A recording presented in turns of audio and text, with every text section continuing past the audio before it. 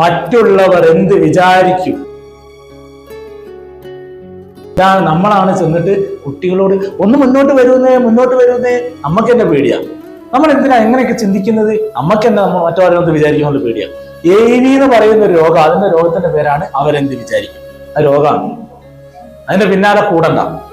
Okay, ആരെങ്കിലും എന്തെങ്കിലും വിചാരിച്ചോട്ടെ, നമ്മൾക്ക് ശരിയാണെന്ന് തോന്നുന്നതുമായിട്ട് നമുക്ക് മുന്നോട്ട് പോവാം.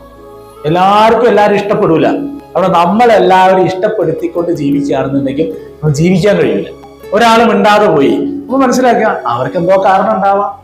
ഞാൻ അതിന് റിസർച്ച് ചെയ്ത് എനിക്ക് സമയമില്ല. എന്റെ സോഷ്യൽ മീഡിയക്ക് താഴെ ഒരുപാട് നെഗറ്റീവ് കമന്റ്സുകൾ വരാറുണ്ട്. പക്ഷെ ഞാൻ അതിന്റെ പിന്നാലെ പോയി മറുപടികൾ കൊടുക്കാറില്ല. കാരണം I don't have time to spend with dum.